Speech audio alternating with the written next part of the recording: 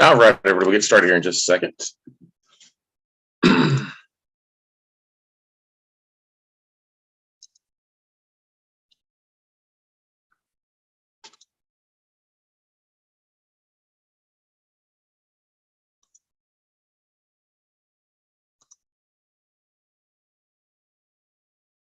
Hope everybody's doing well tonight. I've had a great weekend. It's good to see some new folks there. What is going on? All right, let's hit the record button, get rock and rolling. Hey, everybody, Scott Carson here. Glad to have you, each and every one of you, join us here from all across the country here for Note Night in America.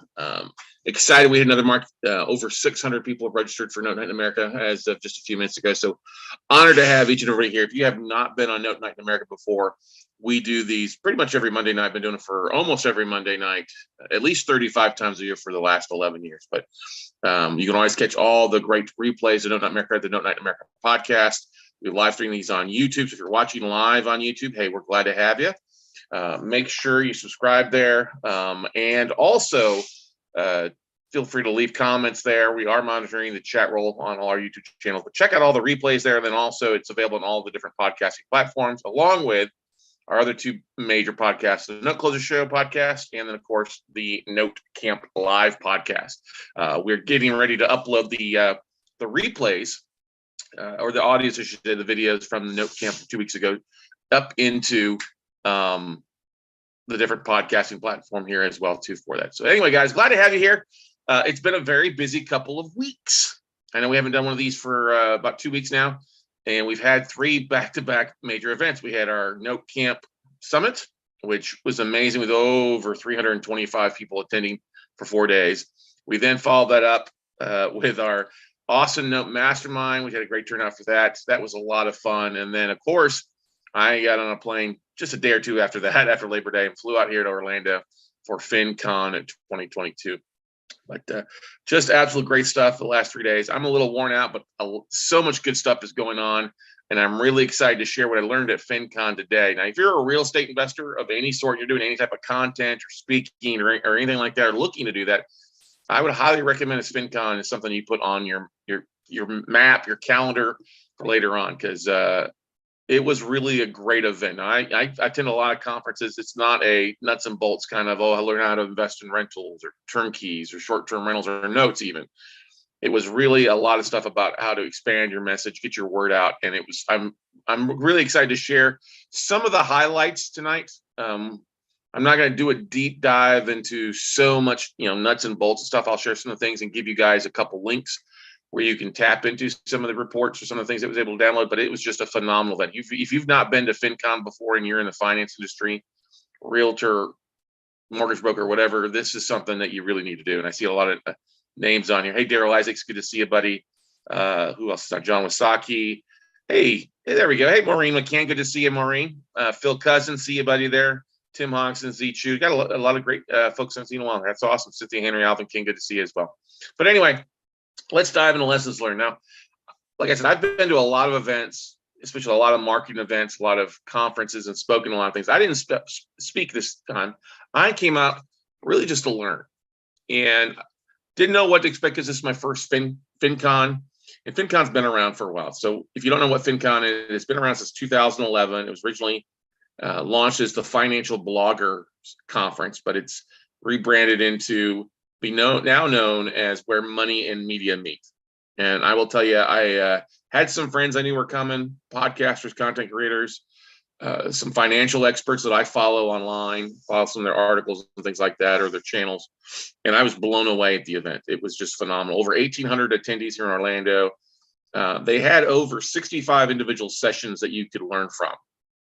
Now, there's no way you're going to make 65 sessions in 3.5 days. Okay, I was only here for 3 days and attended just a fraction of it. But the beautiful thing is they've got some great thing is all the financial content creators I met was just awesome.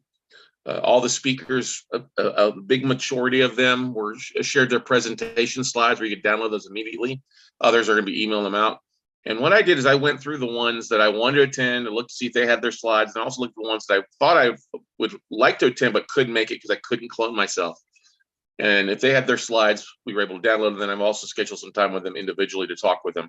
But there's a variety of podcasters and bloggers, real estate investors, financial advisors, mortgage brokers, realtors, credit and budgeting experts, authors, just literally all types of financial content creators. Okay. Now, why did I attend? Right? If I'm not speaking, why are you attending, Scott? Well, because I'm always looking for an edge. I'm always looking for nuggets to make me a better investor first, and also a better educator with my audience, my tribe, with you guys, to be able to share my message and get the word out better, and then also being able to share those nuggets with you guys as well. And I always want to know what's new that I need to focus on or add to my business. What are things that I can do or tweak? Tips and tools or tactics that can add another level of degree to keep me at the top of the level. I mean, We Close Notes, we're the #1 investor recommended channel out there for note investing. That's great. We're always growing, most subscribers, most views, more downloads than anything else, more students. But I always want to look for a way to add more. If we get stale, that's not what I want at all. Okay. And like I said, we were looking for the newest tips on YouTube, social media marketing, blogging, podcasting, etc. And I walked away with a whole lot more than just that. And it was always great to get out since COVID. It was really the largest event that I've been to in the last 2.5 years. And I was looking forward to connecting with my friends, but also made a lot of new ones that are going to be coming to Note Night in America, be coming to the Note Closer Show podcast in a variety of fashions out there. Booked over 20 new podcast guests and guest spots for myself and also others. Met a lot of authors too, some great books that you guys are going to want to check out that we'll be talking about in our newsletters. But most importantly, as people have said, I've walked away from this event very excited and rejuvenated. I'm not going to lie. Sometimes I run through peaks and valleys with trying to come up with content or what to discuss. And it's, especially after you've had 2 major events that you've put on. So you're not always the most excited to attend, but I showed up as best I could from 8 to 5. And I loved it so much. I'm considering having a mastermind event prior to the next Fincon later on in 2023. Yeah. And instead of doing just an Austin, we're looking at doing something potentially in New Orleans in the Big Easy here. So that's enough for you to kind of give an idea. Hey, I think this is valuable for our students to take advantage of this. But anyway, so how did I maximize events? So they had an app, and not all apps work really well for some of these events, but they have a Fincon app, and it worked pretty good most of the time. It did fall out half a day on Friday, but I used it initially. It was great as I could search for people on there who were real estate investors. That's what I first searched with to connect with those. I also searched for podcasters because that's 2 of the great groups that I like to connect with that help me most. And then I also looked for local attendees from Austin, Texas that I'd met before, people that I'm friends with or I met at previous meetups. They had a great booking app on there as part of the app. So I made some connections with people, booked some times with people throughout. That was really good. I reviewed the schedule, like I said, and highlighted my preferred sessions. And then I was able to download about half of the sessions I attended and others that I was going to miss. And then like I said, connect with all the speakers as best I can individually for follow-ups, next week and the week after that. We booked over 20 different appointments with them. But I took a ton of handwritten notes, ton of stuff. I mean, pages and pages of notes and notes on my phone. And I like to go back when I do. I like to star. I don't know if you can see this. Go back and star the biggest nuggets, the biggest aha nuggets, and put that on a separate piece of paper so that I can look at implementing those things in 24 to 48 hours. And I've already implemented several things and several goals for myself going forward. Okay. So the Fincon Expo, if you go to the Fincon Expo, you can see a lot of the vendors out there. I like to walk and talk with every booth at Fincon. When I go to a conference, I go to the vendors. It's one of the great things I look at. I looked for vendors that I know, but then I also ask them, hey, is there anybody else that you think I should hit first and foremost before time expires? We've added several new vendors for tools and technology, some affiliate partners for you guys. And like I said, future podcast guests. I'm really excited some of the cool things that were shared there at vendors as far as stuff for investing in land, investing in some of the different banks that were actually here that are looking to expand their message and some other things, some tools, technology, credit. I've got a list so long, I'll cover it more later on here for you guys. But of course, you always grab some free swag. Got to get the T-shirts, the books. They had a great bookstore here with a ton of people out there. And so I connected with over 20 authors from the Fincon bookstore. And then, like I said, we'll be having them on our newsletter and sharing it there. But here's the thing. And I'm kind of doing a little recap here for those that haven't attended a big event. I always like to ask, what do you do? And what are you looking for at Fincon? Of vendors, authors, what's your ideal client? What are you looking to accomplish here for 3.5 days of having a booth, spending the money it takes to be a vendor, coming out and getting swag put together. We've done a lot of that in the past, and it's always interesting to hear what they respond back to. Some people are, hey, we're just looking to expand our net message. We're looking for clients. We're looking for potential joint venture partners in a variety of fashions out there. So always really excited about that. And then I like to ask my friends that are there, because there's several of my friends from Podcast Movement, Podfest, and some others, say, hey, what vendor do I need to talk to first that you think would add value to me? And we get a lot of them. So another thing about Fincon that I love was that the amount of networking opportunities that they had available. I sound like I'm doing an ad for Fincon. Somebody mentioned the other day, or this morning on my my coaching call with my WCN crew students. And I said, hey, it was great. I really thought the event was really put together better than anything I've ever seen before. They had specific meetups that would meet in the morning, and it was designed differently for different groups. Like they had real estate one morning, advisors another morning, women in real estate, bloggers meeting together, specific stuff. And they really utilized the hotel, plenty of roundtables for you to do. They literally, one day they held specific location networking. So if you're from Austin, you met here, or San Antonio, and they really did a good job by having roundtables for over 100 of the different largest cities across the country and countries, because they did have a good international flair. They did hold also another nice spot. They made time in their schedule to hold regular roundtables for marketing or newsletters. If you need help with podcasting or public speaking or TikTok experts or Twitter, they had a lot of roundtables where you could meet with experts that were doing things, courses. We do pretty good with job like courses, but I went in one morning to meet with the launching your new course roundtable, and it was very, very valuable. Made some great connections there and some friends there, and actually came with several nuggets to help out with this. So they also, if you had a group and you wanted to have a mastermind roundtable, guess what? They really rolled out the red carpet for folks. Say, hey, yeah, if you want to have a mastermind table, let us know. We'll put you on the schedule, and then we can add you to the official itinerary now and then, also going forward if you're going to come back. And so I took advantage of almost everything I could, as long as it ran from 8 to 5. The after parties, I didn't party very hard. I was tired. Flight was delayed coming in on Thursday or Thursday mornings when we flew in, and Wednesday afternoon. So I'm a little brain dead when it came to finally getting here, but I did not party hard. I was not a wallflower though, so even when I was sitting there in between sessions and something to do, it was great networking with so many people. I like to go up and ask, hey, where are you from? What brings you here? The extrovert, obviously, in me, not the introvert. But so why did I highlight? Let's get to the nuts and bolts, kind of why you guys are here. What did I highlight as nuggets for what I learned?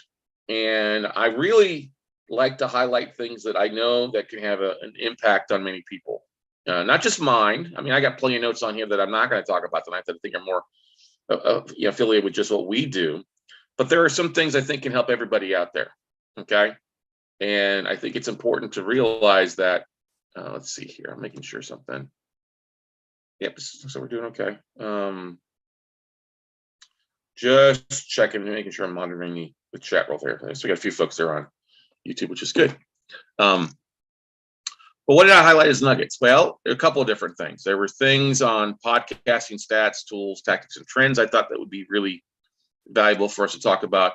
I also came across, there was a guy from Google Analytics that shared a pretty good PowerPoint slide. I'm not going to cover that. I'm going to cover one slide that I think is the most valuable for everybody on here when it comes to posting. There was a great couple sessions about YouTube tactics, long and short form content. There's stuff about Twitter, one of the best Twitter classes I've ever taken, that I've already started to implement, and I'm really looking forward to seeing how that works out. Obviously, TikTok is one of the hottest apps out there. I've not been on TikTok. I've had friends tell me that I should be on TikTok because there's not a lot of real estate content there on a consistent basis, especially in the note business. So I attended that. Actually met one of the TikTok folks that I follow, which I'm really excited to have her on the podcast, and then a couple there. And then there's just strategies to leverage different media sources, getting the word out what you're doing. If you're looking for media, looking to get articles posted or the local or national news, this was one of the great spots too. And with both of those, the Twitter tactics and the strategies, there's a couple links in here that I think you guys will want to take advantage of to download those for yourself. The presentations are pretty easy for you to follow along and see what's going on. You don't have to be live to it. So I included those in there for you here as well. But Is that it? Yeah. And so one of the big highlights was meeting with Clark Howard. Clark Howard came out and did one of the keynotes on Friday, and just a great speaker. He walked out on stage in khaki shorts, and he talked about how when he sold his company at 31, he basically for 4 years lived the lifestyle of the surfer. He got up, swam in the ocean every morning in Florida, and then he would ride his bike 10 to 20 miles in the afternoons. Did that for 4 years until he started getting bored, and he had the opportunity to go in radio. And now he's been in radio for 36 years and 37 years, and he's always kind of preparing for the transfer. He doesn't know how long he'll be around. He doesn't know how long his health is. So he's looking the transfer stuff, but he really shared a lot of great stuff about why he's been so successful being around for so long is because he walks the walk. He talks the talk, but then walks it as well. And I make the joke that he doesn't wear Prada. Okay. He talked about a couple of things about making sure sticking to your guns and your philosophy and following your gut, because as you start having success as a marketer, you start starting success in the finance or whatever you're trying to do with your message, you'll often get people coming to you trying to sponsor to pay you. And you have to be careful every dollar you take as a sponsorship, because at some point, if you're taking things, they may come back and ask for requests, man. And you don't want to do that. But I've followed him for years, always loved his content. And he sat around for a couple hours meeting with people afterwards. I'm surprised more people didn't come out to meet him. But I got a chance to spend about 15, 20 minutes with him. And we just talked about notes. We talked about Austin market, real estate investing, and where he's going. And he was asking me questions about what I do. But he got up on stage. He goes, I'm on stage here wearing $5 shorts from Walmart, $6 shirt from Sam's Club, and I got $39 sneakers I bought off of eBay. My message, if you're going to have a message of being frugal and being budget mindseted, you've got to make sure that your actions match what you're talking about. And this is something I think everybody needs. A lot of times we see a lot of people that they're talking about being budgeting and other things, other type of finance, but what they're saying and what they're portraying are two different things. And that's where you'll have a hard time with your audience. Your audience over time, if you're not walking the walk. This is one of the things that we've always pride ourselves on, that we continue to close deals. We're not just an education platform. We are actually in the weeds, buying notes, working them out, finding deals, raising capital, doing exactly what we talk on a regular basis. So I've made the joke that, hey, Clark Howard doesn't wear Prada. You don't need Prada to get your message out. So something to think about. That is your message matching up with what you're putting out there on socials and with what you're doing on a daily basis. It doesn't mean he doesn't have that. He doesn't have money to buy Prada if he wants to, but just doesn't match with his audience. He'd rather put his money to work in other ways. And I thought that was valuable. But that was a highlight of getting a chance to meet with him, and he was cordial and take a selfie and visit a little bit more. And I'm working to get him on the podcast later on. So excited about that. But anyway, be aware of your message, be aware what you're putting out there, and making sure that your message aligns with what you're really trying to accomplish. Now, getting into some of the nitty gritty stuff here for you. This is going to be a lot of nuts and bolts on real estate tonight. This is a little bit more on the marketing side.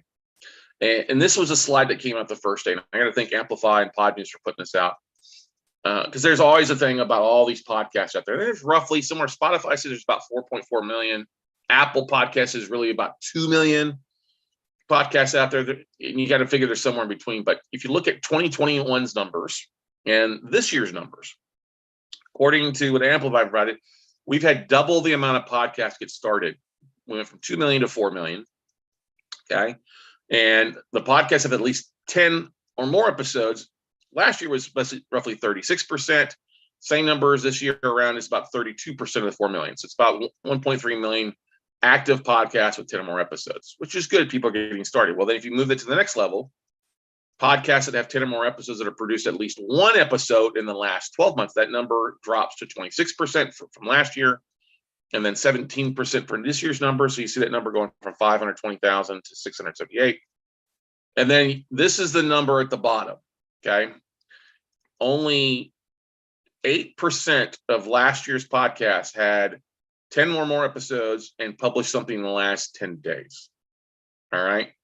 And then also looking over here compared to this year's numbers, it's actually less. It's at 156,000. There's 155,764, which is only 3.9% of the total podcasts available out there. It's a small niche still. So if you're looking to start a podcast, great. It's become one of our best resources for marketing and raising capital and talking with people. It's not oversaturated. It is not oversaturated. Yeah, they may have people that start a podcast and fade off after 3 episodes, or they'll do 10 and they'll stop, or they'll do 50 episodes and then they'll give up after a year because they're not sticking with it long enough. So we've hit 700 podcasts, 705 on one and a couple hundred on the other two. This just makes me excited about where it is, about the opportunities available, because a lot, it's like with anything else, people will get started and then they'll fade off and not follow up with it. So if you're looking at doing something, you do not for a second let it sit there and hit you in the head and say, hey, it's too saturated, there's not enough room. No. If you'll stick with it, there's plenty of room. Okay, plenty of room out there. Now, this is another slide from a different presentation that somebody from Google Analytics provided to us. And he talked about how long your posts will stay relevant. Okay, now if you are sharing on social media on a regular basis in a variety of different things, there's a lot of good things that will stick around and other things just fade away. So I really love this chart because it gives you an idea how long something is relevant and how long you really, and whether you need to keep reposting or not post, depends. So if you look at Twitter, if you have a post, it's got a 15-minute life cycle basically for the most part. That's not saying somebody won't go later and comment, but really it's only relevant for 15 minutes on average. Okay, a short video like on Instagram Reel or TikTok or things has roughly about a 30-minute relevancy for it to get out to your audience. Facebook, a post on Facebook has a little bit longer, 6 hours, so then it's kind of gets buried. And that's not counting that that's not talking about paid content. This is organic content you're posting on Facebook, not paying for Facebook ads or anything like that. LinkedIn, though, has at 4 times that. There's a 24-hour life cycle, okay, which is really good because it doesn't have the extreme algorithms that Facebook does. It's an image post. If you're posting an image, Facebook, LinkedIn, a variety of things, is usually good for 2 days, 48 hours. A long video, long form content video. This is something I was really excited about to know. 20 days, long form video, YouTube, other places where it's long form, where people are searching 20 plus days of it being relevant. That's really good. And then Pinterest, this has surprised me. We're not anywhere on Pinterest, but Pinterest posts for the ladies out there, and even the guys are posting there, 4 months. 4 months of it being relevant, recipes, whatever you're working on there, deal flow. So that's a huge opportunity I look at as far as potentially for somebody when you're posting on there to it. And then a blog post. This surprised me. Blog posts are relevant for at least 1 year or longer. Your LinkedIn blog post, you've got a blog somewhere else. Those are a couple things that you got to take a look at that it sits out there and people will read, people come across it. So I really enjoyed that aspect of things. But taking a look at where you're marketing that, if you're on LinkedIn, great, keep posting. If you're posting just on Twitter once a day, yeah, you're probably only fitting into an hour-long window in a lot of cases. So this was Google for Creators. Rakesh Amash provided this along with a longer slide share, and I thought this would be the most valuable for you guys out there. So really looking at, I don't spend a lot of time on Facebook. I really haven't done a lot of short videos, even though I challenged myself to start doing at least one TikTok and one YouTube short video each day. And I've got that accomplished this morning before noon. So something I'll be doing on a regular basis, because short videos, YouTube has YouTube Shorts, which is basically video that's less than a minute, and then you have the longer form content. Well, it used to be the algorithm of YouTube, and YouTube even admitted to this. People were watching short videos, but they weren't sharing your long form videos with your short listeners until just recently, where they just changed the algorithm up, where if you are putting out short videos, they will recommend longer form content to your short watchers, whereas they used not to. So that's kind of a good thing. And so we haven't done any short form video for the most part, but now we're like, okay, we'll start doing some highlights and start doing some things like that. So yes, I'll film a short little video highlighting this video later on. Okay, moving on. Are there any questions about this slide before we move on to the next stuff? Okay. All right. YouTube tactics. There was quite a bit talking about YouTube tactics besides just the short form videos I talked about. They're now recommending you use it to drive engagement to longer videos. They didn't say take your long form videos and slice them up in a minute long. So some people have been doing that, but they don't see a lot of good responses to that. They said that if you're really looking to grow your audience and increase your subscribers, you need to be doing posting at least 2 to 3 videos each week. And we've seen that with our buddy Nicholas Gurley. He's posting ones on Monday, Wednesday, Friday. He's grown his YouTube channel from nothing to over 100,000 subscribers in the last 2 years. Okay. Now you want to look at your channel analytics. If you've got a YouTube channel, if you posted there, it'll often tell you when's the best time to post. When are your listeners? This is why we've been doing Night in America on Monday night at 7 p.m. Central, because it's the best time for our audience to watch there. It's also good at 5 to 7 o'clock, Tuesday, Wednesday, Thursday, 3 o'clock on Fridays, and Saturday, Sunday, it's a little bit later. Not as much as it is Monday through Friday, but still your channel analytics and it'll help you out with it. If you need to get a good source, you may want to also get the TubeBuddy as a plugin to help you with your YouTube channel. Thumbnails are now more important than they've ever been. They've always been important, but it's really important for you to put your face on your thumbnails, unlike your podcast artwork. Put your face and then make sure you're using consistent brand colors. If your brand logo is orange, make sure you're using orange colors. If it's green like me, make sure you're incorporating green into your thumbnails. And you want to keep your words on the text on your thumbnails to 3 to 5 words at the max. Don't be doing them longer because people aren't able to see them. Make sure you can have your titles of your videos be longer than what's actually on the screen. So keep that in mind. You also want to use keyword search tools like SEMrush or TubeBuddy to help you with your titles so that it's relevant to what's going on. You might be talking about one thing in your video, but if you put what you're talking about, it may not have a lot of search engine optimization. So make sure you're looking at specific titles. And a lot of times it's good to look at the titles first before you come up with a video. Okay. Like I said, use keywords in your video title and description. That'll help drive engagement for you. And then also try to limit just to one link in your description, but also one link in your description will cover where your link will come in handy. But if you're struggling with short videos on YouTube, what you could do is they rattle off a whole bunch of things. You do book reviews, you could do vendors review, websites, article reviews, news updates, just really short videos talking about those things and releasing it to your channel. Those are some great things. Or short case studies, videos, stuff like properties you flipped, new deals available, happy testimonials from clients, stuff like that. That's also really great stuff to put on there. But you need to, on the short side, keep it a minute. It's gonna be longer. It's gonna be a regular video. As you post and people are commenting, make sure you go back and comment. This is really a strong thing that YouTube really focuses on, is comments and engagement, and it will help you build your YouTube community, because your community and your followers will see that you're engaged. And feel free to shout them out. They said too, that also helps as well. One of the biggest things is when people upload videos, they don't always go back in and edit the end screens or the end cards for the videos. And you want to go in there and edit, especially the end screens, where you can direct people to the next video to watch.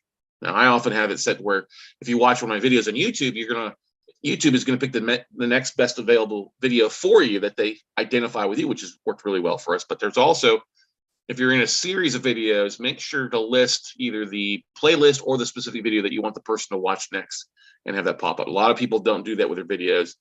And one of the most important things YouTube wants is for your viewers to stay engaged on their channel, not to get off it, but to stay engaged on YouTube, on your channel. And using some of these tactics can really help boost your engagement and keep people out there. Okay. Any questions about YouTube tactics a little bit? There was a lot covered on YouTube, but those are some of the things.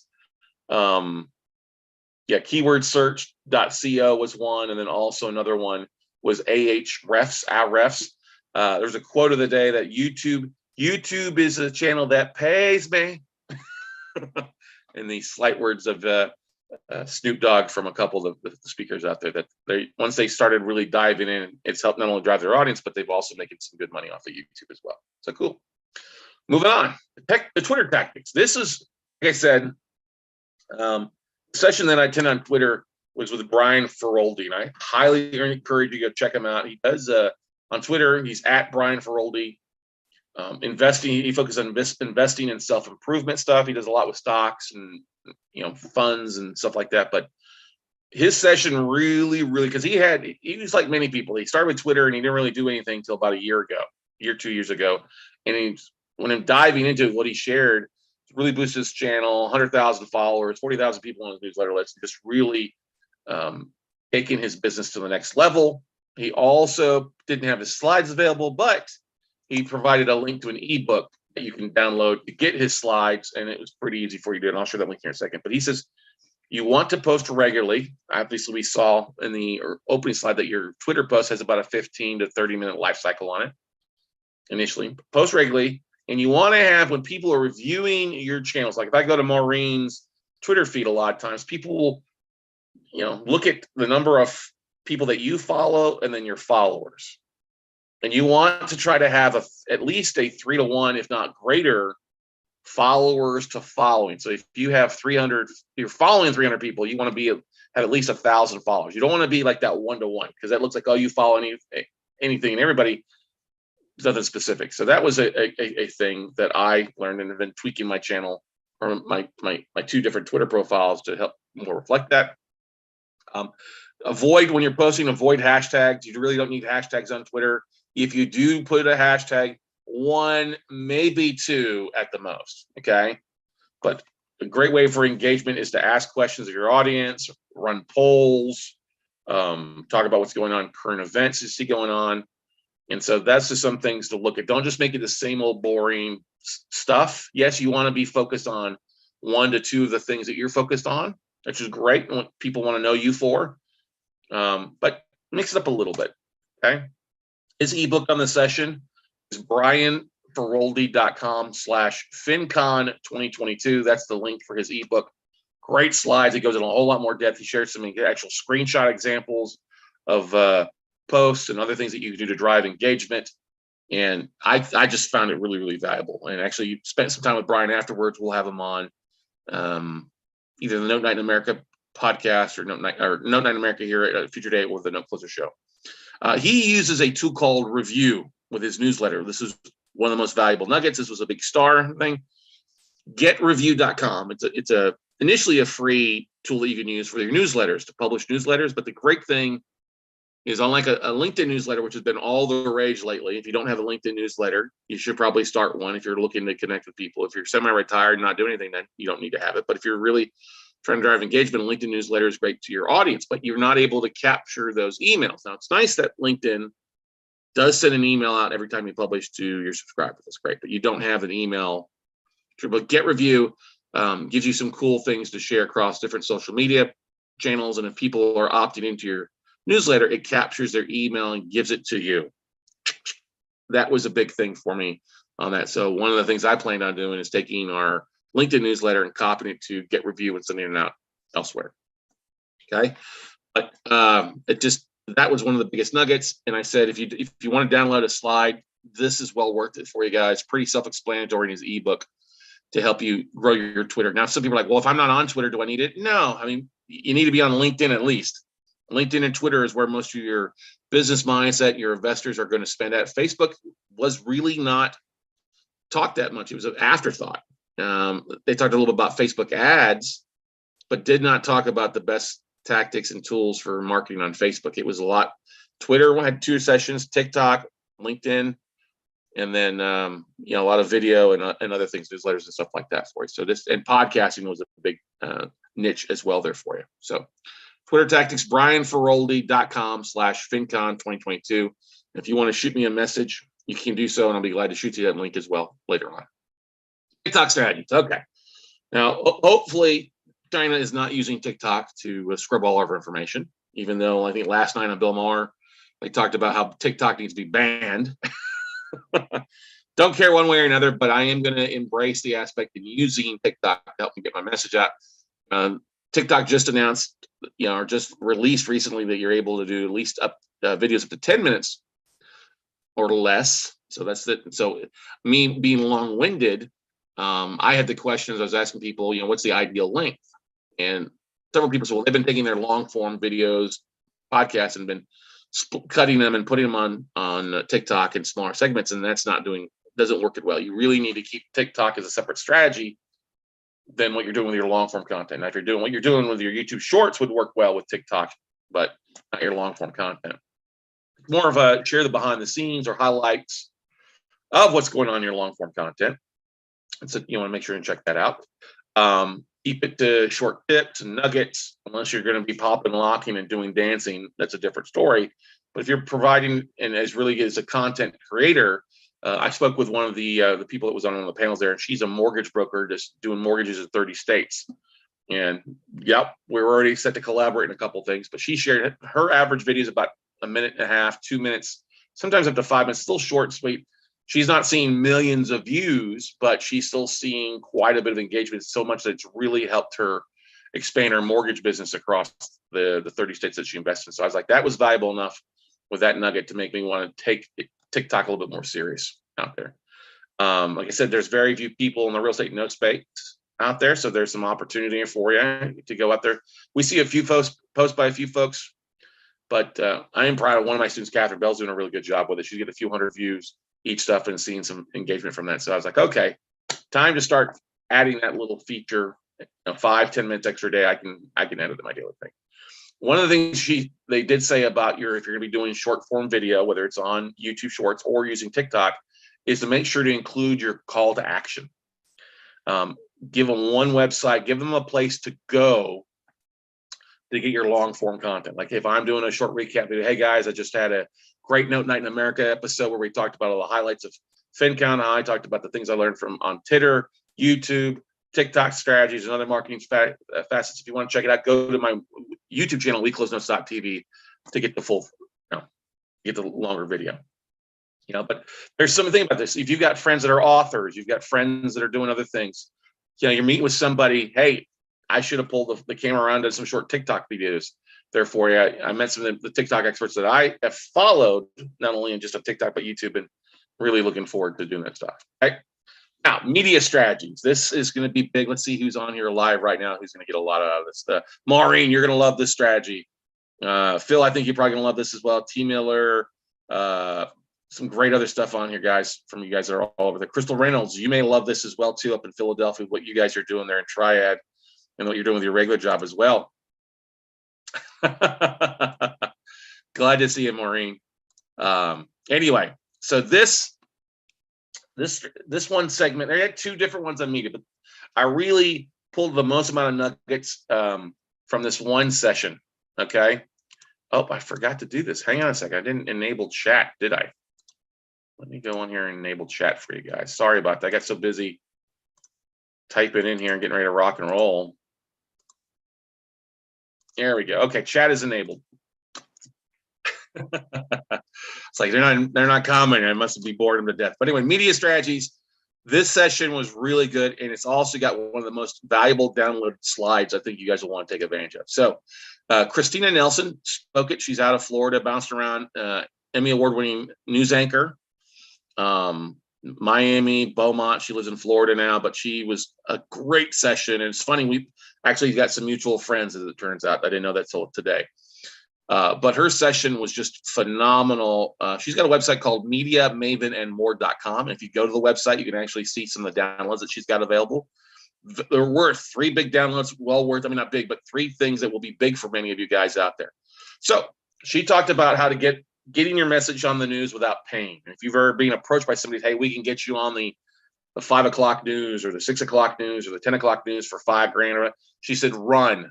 Nobody can guarantee you a spot on the news because shit happens, shit pops up that you're just going to get brushed aside if it's something emergency. If you have a shooting or something going on in that city, flooding news, you're going to get brushed aside and it'll just be unlucky to you. But she said, she shared the ways to go direct and how to get direct.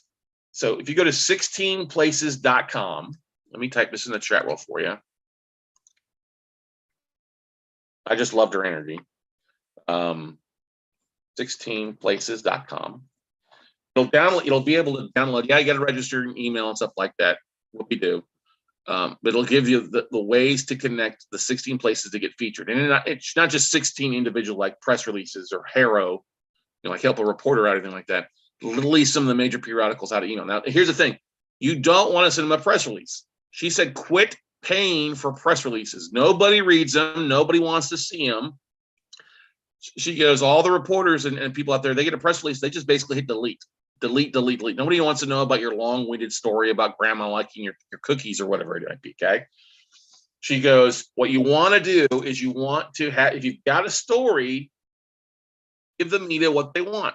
So if it's around, if you can incorporate your story in with what's going on in the city or the month, like if it's, I'll give you an example. We're coming, if it's National Margarita Day and you're a Mexican restaurant, that would be a great story to talk about the different types of margarita, the tequila you do. If you're in Birmingham, like Maureen is there with Titan Investment Group there, you would, something that's going on growth in Titan, that might be something to talk about how investors are coming into Birmingham or the markets are going on. So when you pitch a story, you want to three ways, you want to pitch the story 3 different ways with 3 different sources. You want to be flexible. If they have an idea, be flexible. Don't say no, say yes, and be flexible to move into what they're thinking, because sometimes these reporters are looking for angles in good ways.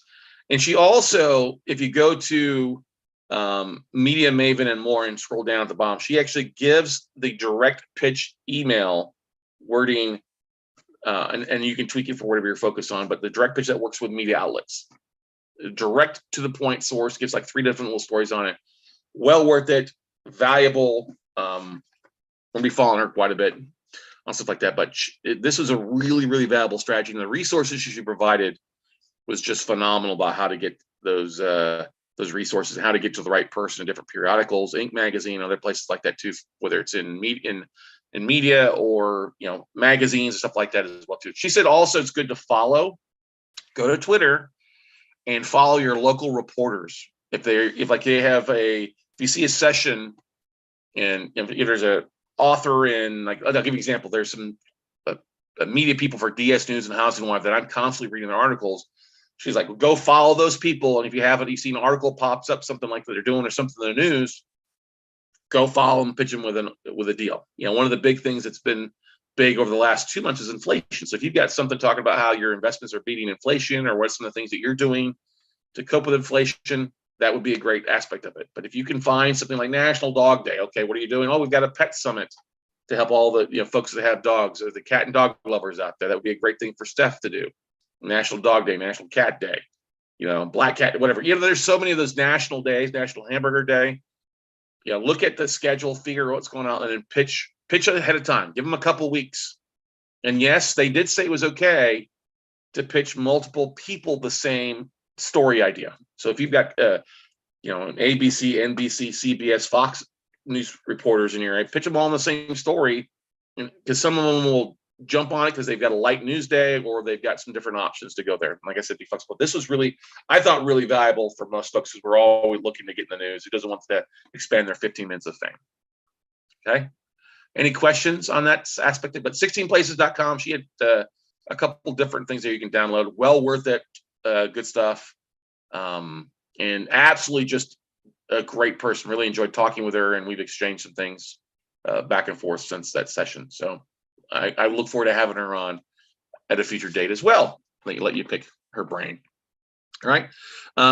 There's a whole lot more that I could go into. They had some great slides on inflation, how inflation's on everybody's mind, but I'll save that for a separate episode in itself. It was just a really great event. I don't get too excited about too many events, but I've been brimming with just such great nuggets. I look forward to speaking here next year, hopefully.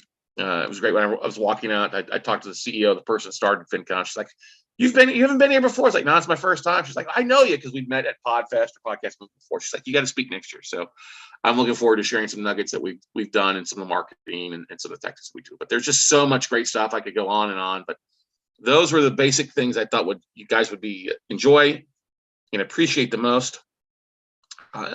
Feel free to open it up for questions. Maureen asked, she says, you offered some great nuggets here. Thank you so much. I'm sharing these tips with my marketing director. Yeah, Maureen, if she needs to reach out, feel free to have her reach out to me and be glad to send it out there as well for you. But it's great stuff.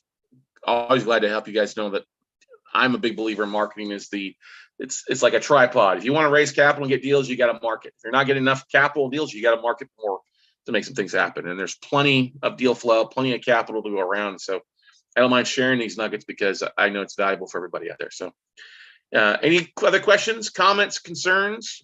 We'll be back on track pretty much now till the end of middle of December here with Note Night in America. It's hard to believe it's September already, everybody. Middle of September. So if we look at that, we've got really 10, 11, or 12 episodes of Note Night in America before we really start wrapping up. So if you're not having success in what you're focused on, please reach out to me, Scott@WeCloseNotes.com, or you can always schedule a call at talkwithscottcarson.com. And always glad to spend some time on the phone and help you overcome any obstacles or let you pick my brain and see if I can't come up with solutions or something to help you out. T. Miller says, I will be glad when the politics are over and business gets back to usual. I agree with that. You know what, T, I get it totally. Don't care whether you're Republican, Democrat, Independent. Don't care what age you are, what sex you are, what your sexuality is. I'm all about business, and there's plenty of stuff out there for you. So I'm a big believer. Is like I avoid that aspect, and we just get focused on getting things done, because what's going on in politics and the news does not affect what we do on a daily basis for the most part. So just keep plugging away one day at a time, my friend, and you'll find success. I think a lot of times we have that stuff on there just to distract us from everything else that's going on. And if you've ever seen the media, a lot of times the media is saying the exact same thing all across the country, and that's not right. It is controlled in a lot of cases. So anyway, my personal opinion. Zip, good to see you, buddy. We're working on that, buddy. One day at a time, sweet Jesus, one day at a time. So any other question?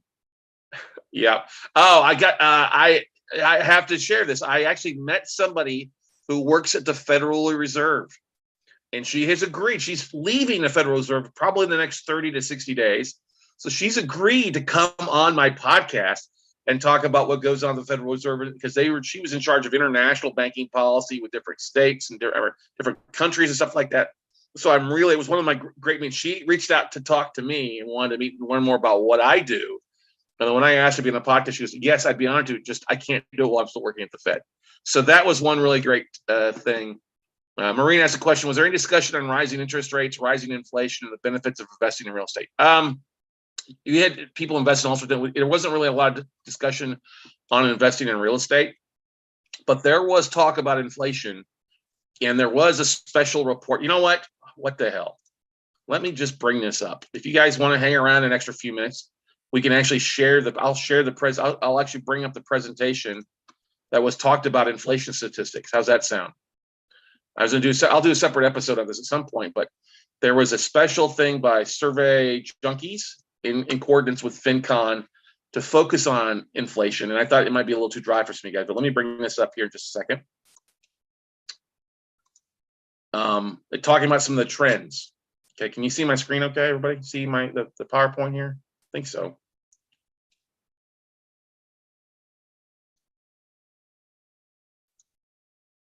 All right, so I think you guys can.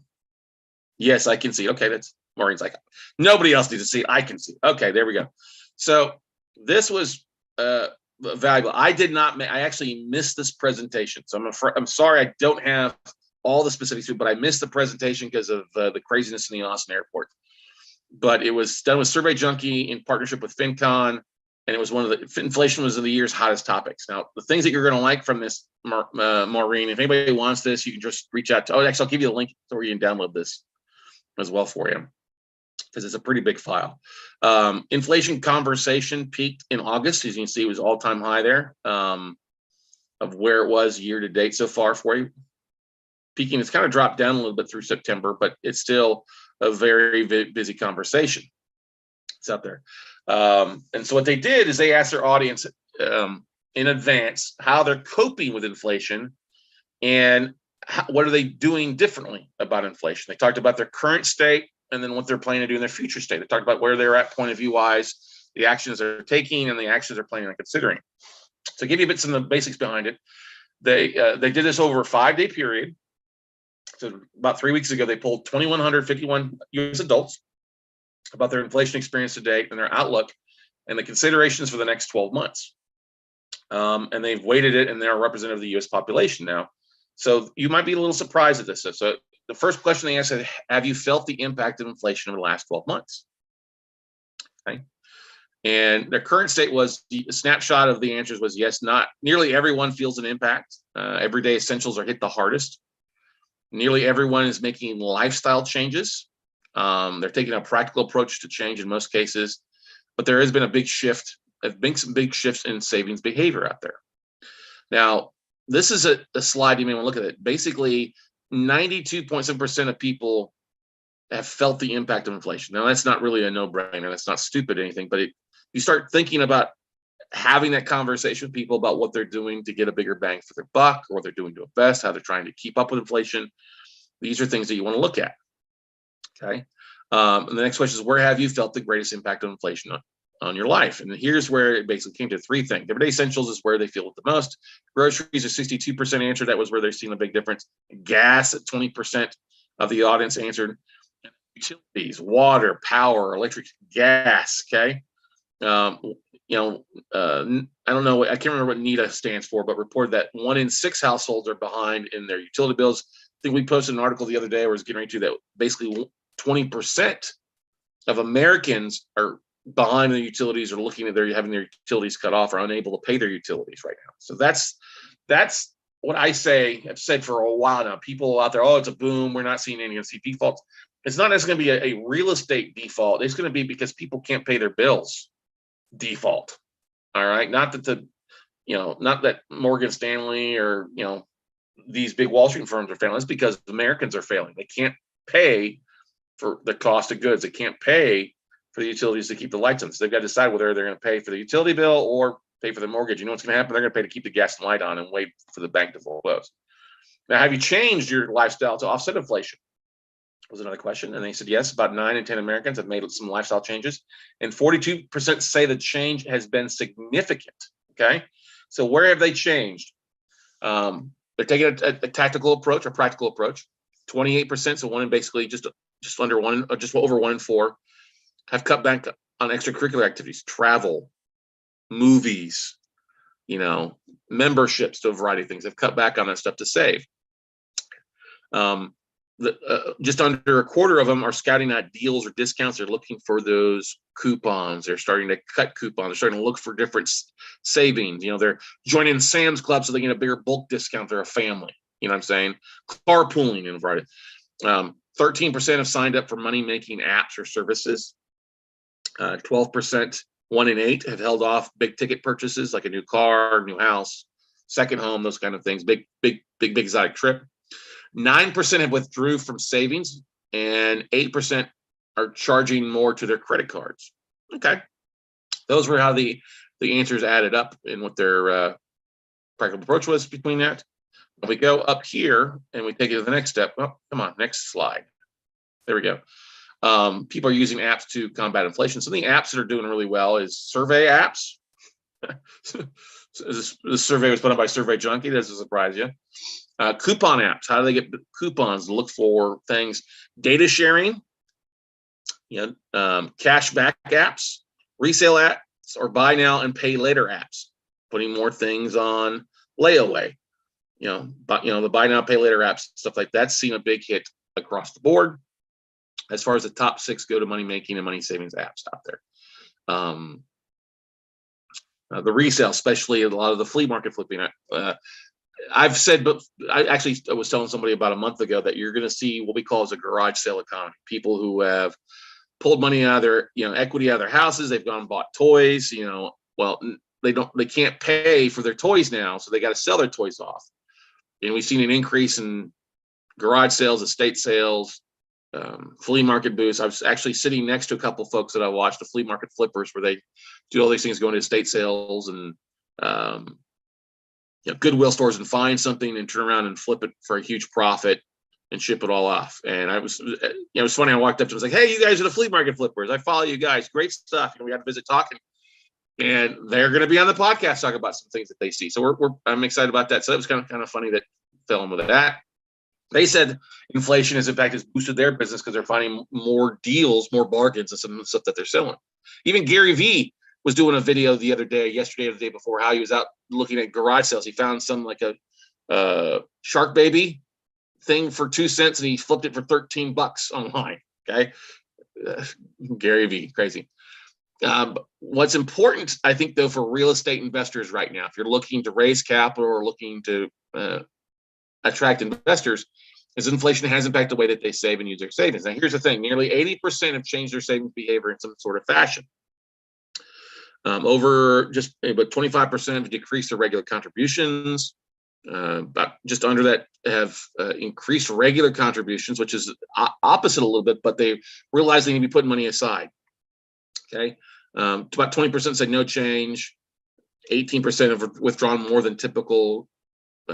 9% depleted savings, and then roughly about 2-3% have opened a savings account looking to do more to save on the side. It's on people's minds, right? Now, this breaks down between men and women. Something to think about here, especially if you're talking to investors. The men and women will have a different approach to things. Okay, decreased regular contributions. 29% of males out there have decreased their contributions. 19% of women.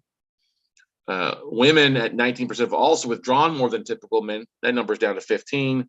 And then depleted savings, more women have depleted their savings than males have. Now, they could be, maybe they're investing something more to get a better rate than what's sitting in their savings account making 0.01%. That's a possibility. That wasn't asked, but it's something that comes to my mind, looking to invest in something that's going to return a better ROI. Now, future state snapshot: concern heightens, perceived risk grows, willing to take more considerable actions. Those are some questions. So first question is, do you plan to take any of the following steps if inflation continues to rise? If inflation continues to rise, their willingness to consider certain changes increases. But here's the thing on some of the things that they're planning to do. More people will delay big ticket purchases, particularly retirees, as the age group. So in this one, you can see those that are 35 to 65 are definitely delaying big ticket purchases. That doesn't mean investments, that's purchases. Appliances, homes, cars, trips. Okay. You look at the seek out deals, everybody's looking to seek out deals more across the board. And then really everybody on all age groups are really cutting back on extracurricular activity, dining out less. The younger group, 18 to 55, are looking and considering part-time jobs, Ubers, Instacarts, things like that, on apps that they can take advantage of and hopefully make some money on a side hustle. Inflation concerns intensify, especially for an older age set. How concerned are you about inflation impacting your life in the next 12 months? This is the future. So 88% are concerned about inflation impacting their life in the next 12 months. Very concerned is a big chunk, almost 60%. And then about 35% was somewhat concerned. Small chunk was neutral, and some very, very small chunk was somewhat not concerned or not concerned at all. That's the next 12. And here's the thing: if you look, this is how it comes out, particularly those closest to retirement age. They ranked it by age groups here too. Very concerned, somewhat concerned. And you can see those that are in the 45 to 65 category, the 55 to 65 category, are the most concerned as they get closer to the 65 plus, especially if they're still working, in the 45. So really, anybody over 25 to 65, and this may also go in line with that. They discovered that a lot of folks that are getting into the workforce have given up on the idea of retirement. They feel that they're going to be working longer and longer and may never have the ability to retire. So that's something to keep in mind as you're having those conversations. Some opportunities. Hey, we can help you get your bigger bang for your buck, or we can help you put your money to work for you. Okay. The next question was, the risk of depleting savings and credit over the next 12 months is real. Do they expect to see that? Are you concerned that you will deplete your savings? You can see that. That's something that people are looking for. We've seen that with phone calls. Hey, I need to make sure my money's doing something better for me, because it's just going down instead of going up. 65% are concerned they'll deplete their savings and credit over the next 12 months. And that's how it kind of broke down today. Okay. And those concerned, they're willing to take more considerable actions. You can see there. This was kind of interesting. When it comes to starting a part-time job, more females were interested versus males. Sell valuables, females versus were higher than males. Securing an additional line of credit, the guys are more associated with that versus the females. None of the above answers. That was kind of the middle. Sell or downsize your home. People do not want to sell or downsize their home. This is what I've been telling people. If somebody's in default, why can't they just sell it? Well, if they sold the home, yeah, they might get a little bit of some money off it, but they can't afford to go buy something else in a lot of cases. I wouldn't be surprised you see take on roommates, Airbnb, couch surfing, moving with family and friends. Nobody wants to do that, but hey, guys are more willing to do that than women that answered. But taking a home equity loan, guys are more willing to do that. Doesn't surprise me when you say securing an additional line of credit. and they had some other people that typed in other stuff. But I think that was valuable to get a bit of an idea out there. Part-time job, selling valuables, and getting all different lines of credit, way exceeded, a lot of the other answers there for you. So I'll leave that link there. You can go to fincon.survey. Let me go ahead and type that in if you want to download that. I'll type it in the chat roll here for you guys so you guys can all tap into it and get it yourself. So questions, comments, or concerns about what we just covered there? I know it's not the most in-depth survey, but I thought it valuable enough that I downloaded it. I didn't make it the session, but I know it's something on my mind. I'm always thinking about, so I'm sure it's on your mind. And Maureen, thank you for asking the question, and glad I shared this with you guys. Yep. Yeah. I think it's things that I think these, if you've been around a while, you've been through a recession or two, or been around in real estate longer than a few years, you understand these things can come and go, but history repeats itself, and it says a lot of the same questions. It's just that the age groups, the people get different into a different age group, have different concerns. And you just got to keep up with that. So, all right. Anybody want to share their biggest concerns when it comes to inflation? Are you worried about your money being gone in the next 12 months? Are you worried about opportunities drying up? Are you feeling the noose tightening, I guess you could say? School districts in California are asking parents to rent rooms to teachers because teachers cannot afford apartments. Oh, yeah. That's interesting. I could see that happen. I mean, we've got a huge, you've seen more teachers or school districts going to a 4-day teaching instead of 5 because they don't have enough teachers to handle all 5 days. That leads to issues with parents having to pay to find daycare or childcare for it. Okay. So this says, we sold a home in order to downsize. We are old. We got half down, enough to build a home with no mortgage and sell our financing. That's a great way to do it, Cynthia. Yeah, that's smart. If you've got that opportunity, moving to something, downsizing, you've got a note on the other half. You got a big down payment to help you with things. That's not a bad way to put some money back in here if you're sitting in a good spot. So kudos to you, Cynthia. Glad to hear that. Okay. All right, everybody. Well, hopefully that was only 15 minutes to go through this, so it's not so bad. Any other questions, comments, concerns before I let you go here in Night in America? I'm going to work to try to get the person in charge of that survey on. Maybe we do a little deeper dive over the next couple weeks with her before we get to the fourth quarter. All right. Thank you for coming out and Night in America. Thank you for those that are watching the line. If you're feel free, like, to make sure leave a comment in the chat roll there for you. I'm always glad to answer it. Feel free, if you want to book a call, you can always do so at talkwithscottcarson.com. That's talkwithscottcarson.com. And I'm glad to let you pick my brain and ask questions and go from there. Otherwise, make sure you subscribe to our YouTube channel at weclosenotes.tv so that you're up to date with all our current content and able to stay on top of all the stuff that we put out there. But otherwise, guys, go out and have a great evening. Be safe, everybody. Enjoy your week. Big thanks to all of our first responders out there, our past and present military, especially with September 11th being yesterday. And stay tuned for some of the stuff that we'll be posting on here next week. So have a great week, and we'll see you all the time, everybody. Bye.